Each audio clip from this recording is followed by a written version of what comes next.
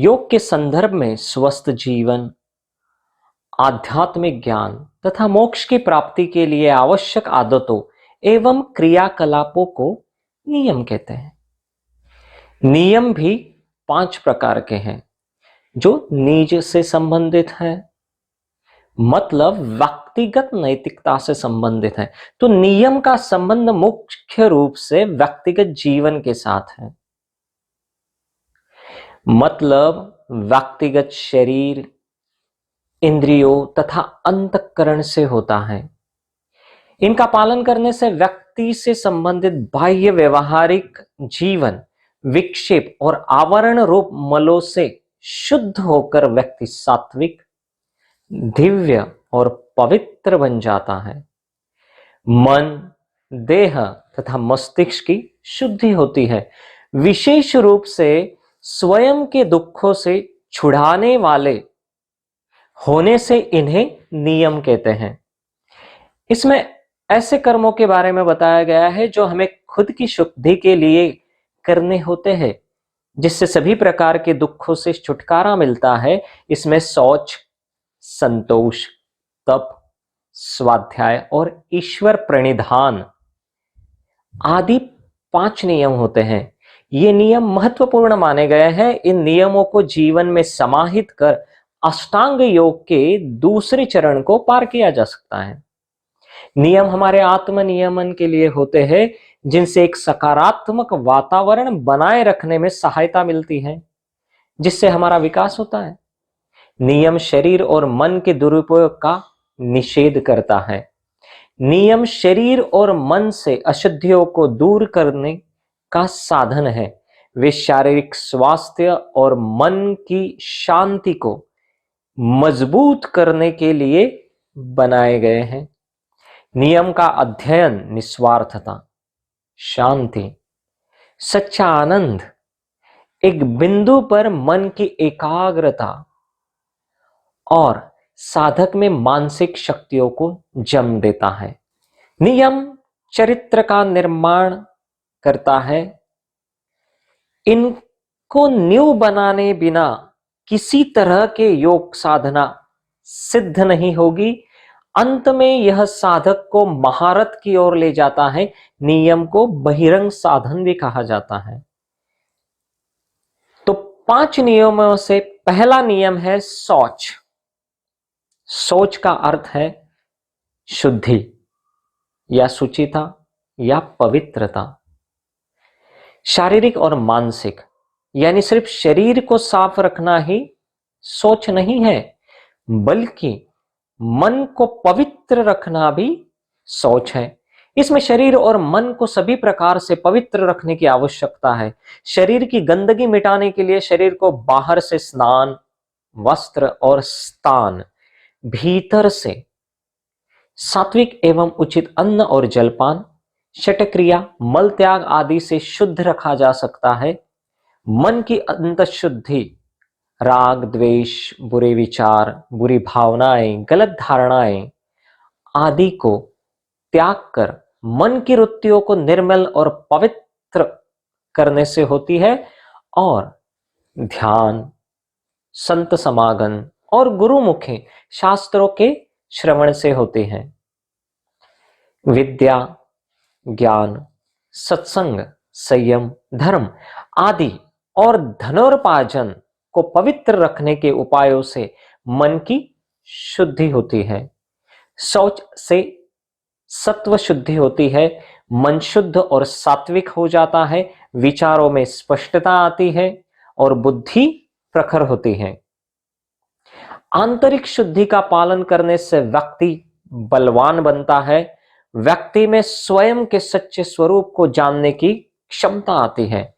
मन में समता आती है और एकाग्रता बढ़ती है, जिससे शुद्धि का पालन करने वाले व्यक्ति के साथ उठने, बैठने व अन्य प्रकार से व्यवहारों में सबको प्रसन्नता मिलती है।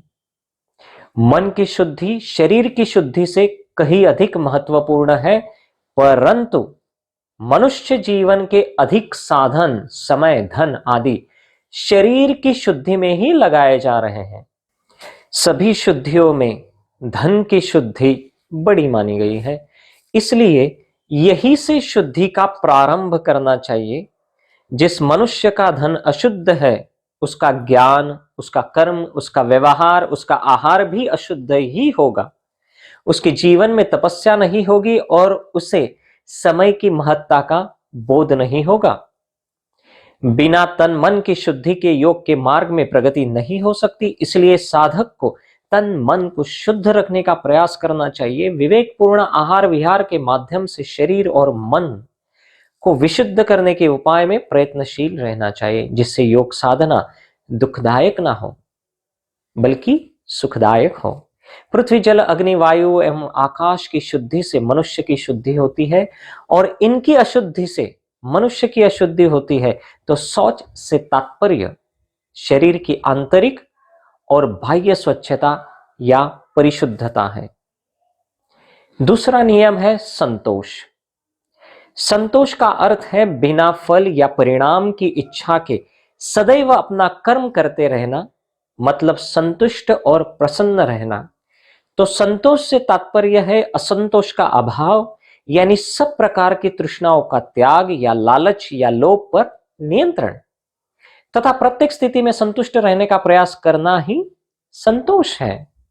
जितना हमने ईमानदारी से परिश्रम करके अर्जित किया है, उससे अधिक की इच्छा नहीं होनी चाहिए।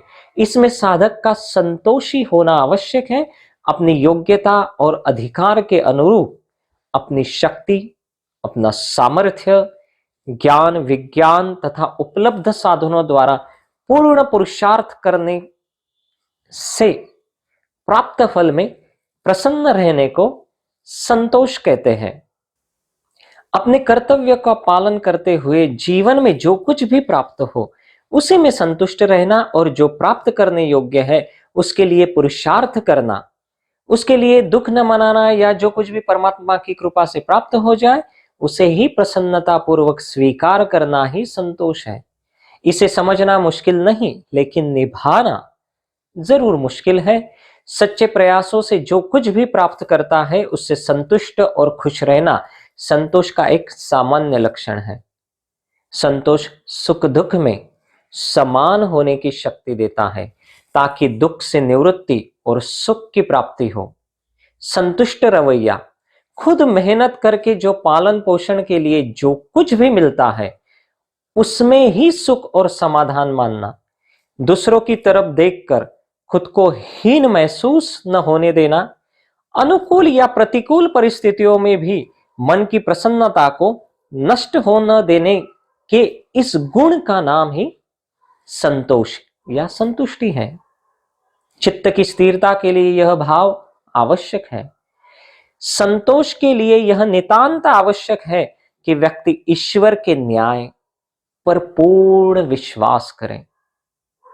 उसे यह निश्चिंतता होनी चाहिए कि उसके कर्मों का न कम फल मिलता है न ज्यादा फल मिलता है। अपने द्वारा निर्धारित फल को प्राप्त न करने पर हताश निराश न होकर हाय हाय न करते हुए अपनी योग्यता, अपना सामर्थ्य, बल, ज्ञान विज्ञान व साधनों को और अधिक बढ़ाकर और अधिक पुरुषार्थ करके अधिक फल को प्राप्त करने की चेष्टा सतत करनी चाहिए। अनेक बार व्यक्ति अपने सामर्थ्य व योग्यताओं को न पहचानते हुए कम पुरुषार्थ करके संतोष कर लेता है, जो आत्मदर्शन में अत्यंत बाधक है। असंतोष का मूल कारण लोभ है। यदि व्यक्ति संतोष का पालन करता है, यानी अपनी तृष्णा को, लोभ को समाप्त कर देता है, तो सुख मिलता है। उसके सामने संसार का सारा सुख कम लगने लगता है। संतोष से अनुपम सुख की प्राप्ति, मतलब सबसे उत्तम सुख की प्राप्ति होती है।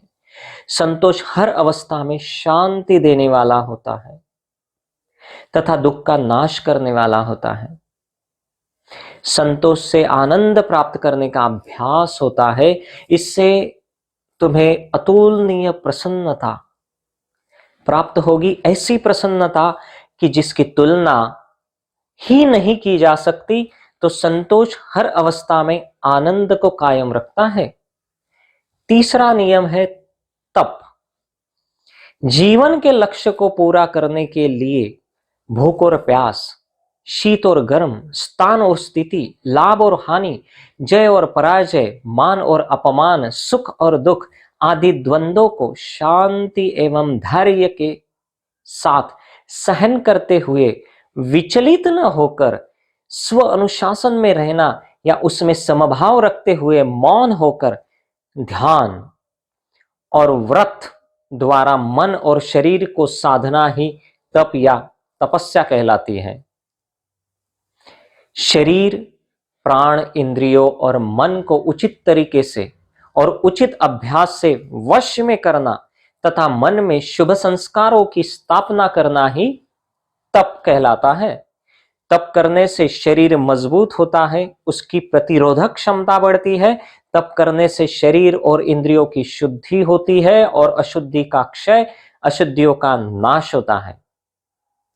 योग में तप का अर्थ विशेष रूप से मानसिक तप से समझना चाहिए। तप से तन और मन पवित्र हो जाता है, जिससे सत्व गुण बढ़ता है और कठिन योगाभ्यास से शांति और मानसिक संकल्प की प्राप्ति होती है। तप अवश्य करना चाहिए, लेकिन उसके साथ चित्त की प्रसन्नता भी बनी रहनी चाहिए। तप का अर्थ यह भी होता है कि अपने कर्मों का किसी भी परिस्थिति में पूरी ईमानदारी से पालन करना। आज लोग स्वयं को इतना कमजोर कर चुके हैं कि बिना तकिए, बिना बिस्तर, बिना वाहन, बिना पंखा, बिना कूलर, बिना एसी कमरा आदि के नहीं रह पाते हैं। अनेक बार हम कुछ भौतिक पदार्थों के लिए आत्म तत्व को ही छोड़ देते हैं। जैसे ही विषय हमारे सामने उपस्थित होता है, हम चाहते हुए भी या न चाहते हुए भी सब कुछ भूलकर उसके साथ जुड़ जाते हैं, उसी में लग जाते हैं, छोड़ नहीं पाते हैं, त्याग नहीं कर पाते हैं। जब कोई मनोरथ दृश्य सामने आता है तो उसको देखे बिना रह ही नहीं पाते, उसका त्याग नहीं कर पाते। तो अतपस्वी व्यक्ति को योग की सिद्धि नहीं होती, अर्थात वह ईश्वर का दर्शन नहीं कर सकता। तपस्वी व्यक्ति का उद्देश्य हमेशा सफल होता है। अपने हित की सर्वव्यापक दृष्टि रखते हुए एक ही व्रत का निरंतर और निष्ठापूर्वक पालन करना ही तप कहलाता है। चौथा नियम है स्वाध्याय। स्वाध्याय का शाब्दिक अर्थ है स्वयं का अध्ययन करना। स्व का अर्थ है अपनी आत्मा और स्वाध्याय का अर्थ है अपनी आत्मा को जानने का अध्ययन करना। स्वाध्याय से स्वयं के भीतर के खालीपन और चैतन्य स्वरूप आकाश तत्व के प्रति जागरूक होने से तुम उस ईश्वरीय तत्व को प्रतिबिंबित करने लगते हो।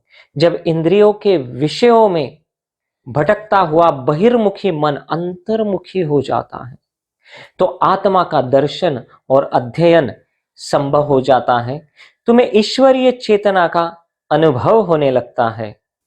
अंतर्मुख होने के लिए आत्मनिरीक्षण जरूरी है। आत्मनिरीक्षण के लिए शास्त्रों का अध्ययन करना, नियमित रूप से योग का अध्ययन करना और मन में झांकना, यानी विपरीत स्थितियों में खड़े रहकर आत्मचिंतन करते हुए अपने कमियों को स्वयं ही दूर करना, खुद के बारे में चिंतन करके अपने बारे में जानना और अपने दोषों को देखना, ताकि हम खुद में सुधार ला सकें।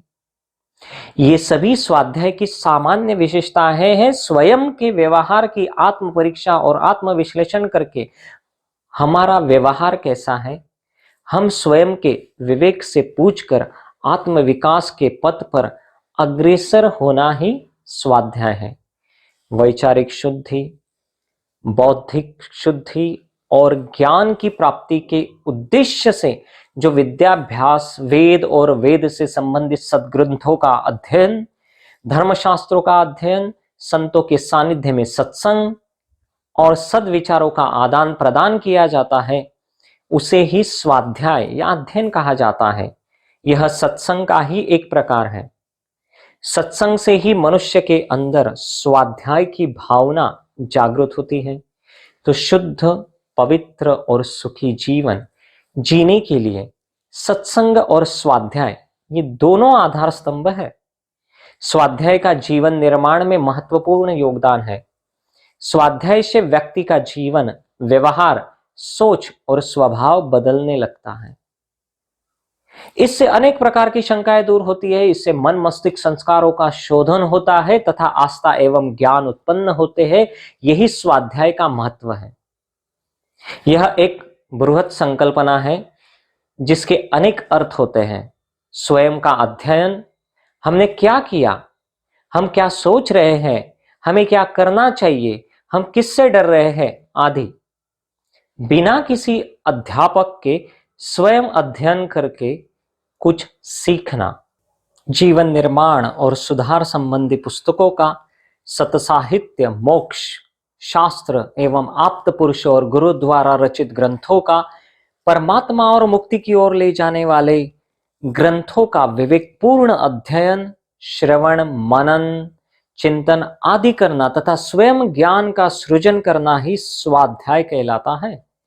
स्वाध्याय के बल से अनेक महापुरुषों के जीवन बदल गए हैं। स्वाध्याय का पालन करने से मूर्खता रूपी अविद्या का अंत हो जाता है। भौतिक और आध्यात्मिक विद्या दोनों का समन्वय होता है और हमें मुक्ति पथ पर आगे बढ़ने की सहायता मिलती है। पांचवा नियम है ईश्वर प्रणिधान। ईश्वर का अर्थ है सगुण ब्रह्म या परमात्मा और प्रणिधान का अर्थ है प्राण के साथ समर्पण। तो ईश्वर प्रणिधान का अर्थ है ईश्वरीय तत्व के लिए संपूर्ण समर्पण का भाव। इस पूरे ब्रह्मांड के संदर्भ में जीवन को देखो। यह ब्रह्मांड अनंत वर्षों से है और अनंत वर्षों तक बना रहेगा। इस ब्रह्मांड में जो यह परम चेतना है, जो इस जगत का आधार है, उस ईश्वरीय तत्व को जानना और उसके प्रति समर्पण करना ही ईश्वर प्रणिधान है। ईश्वरीय चेतना जो क्लेशों, कर्मों और उनके कर्म फलों से मुक्त है, जो प्रेम स्वरूप, पूर्ण जागृत और सच्चिदानंद है, उसको समर्पण करना। शरीर, मन, बुद्धि, वाणी और कर्म से ईश्वर की भक्ति और उसके दिव्य नाम, रूप, गुण, लीला आदि का श्रवण, कीर्तन, मनन, चिंतन और समस्त शुभ अशुभ कर्मों को ईश्वर के प्रति पूर्ण समर्पित करना। किसी भी परिस्थिति में पूर्ण श्रद्धा, पूर्ण आस्था, पूर्ण विश्वास और निष्ठा के साथ ईश्वर को अपना सर्वस्व मानना। फलकांक्षा से मुक्त रहकर अपने स्वधर्म, वर्णाश्रम विहित कर्मों में निरत रहना, अपना सब कुछ ईश्वर को सौंप देना। ईश्वर प्रणिधान के अंतर्गत अपना सब कुछ, बल, धन, योग्यता, ज्ञान आदि ईश्वर को समर्पित कर दीजिए। ईश्वर प्रणिधान की यह एक सामान्य विशेषता है कि वह पूरे दिल और दिमाग से भगवान की पूजा करे और उनकी भक्ति करे। इस नियम का पालन करने के पीछे सबसे बड़ी वजह है मनुष्य का आंतरिक निर्माण, ताकि अपने आप को हम बेहतर तरीके से जान सकें। यह शरीर, यह मन आपका ही है। यह मन और इसके सारे द्वंद्व भी आपके ही है। यह मन और इसकी सुंदरता भी आपकी ही है। इस मन को सामान्य रूप से दिव्य ईश्वर की अनुभूति, समर्पण, परिशुद्धि, प्रशांति और एकाग्रता से ही हो सकती है। इस तरह का समर्पण भी एक प्रक्रिया है जो तुम्हें पुनः स्वयं में स्थापित कर सकती है। योग शास्त्र में ईश्वर को ध्यान लगाने के लिए सबसे अधिक उपयुक्त आलंबन माना गया है। इस दिव्य ध्यान से योगी के जीवन के सभी पहलू प्रभावित होते हैं। पतंजलि के योग सूत्र में ईश्वर को परम गुरु मानकर सब कुछ उसके अर्पण कर देने की बात कही है। ईश्वर प्रणिधान योग की अंतिम भूमिका समाधि प्राप्ति का साधन है। ईश्वर के प्रति अटूट भक्ति से समाधि का अनुभव सिद्ध होने लगता है। साधक समाधि में ईश्वर दर्शन पाकर प्रकृति के सभी बंधनों से मुक्त हो जाता है और आनंद से भर जाता है। इस तरह सभी नियमों का पालन कर हर एक साधक अष्टांग योग के दूसरे चरण को पार कर सकता है। अष्टांग योग के इन 5 नियमों को जिसने भी जान लिया, समझ लिया, अपना लिया, समझो, उसके जीवन जीने की कला को उसने स्वीकार कर लिया। जीवन जीने की कला वो पूर्णतः आत्मसात कर चुका है।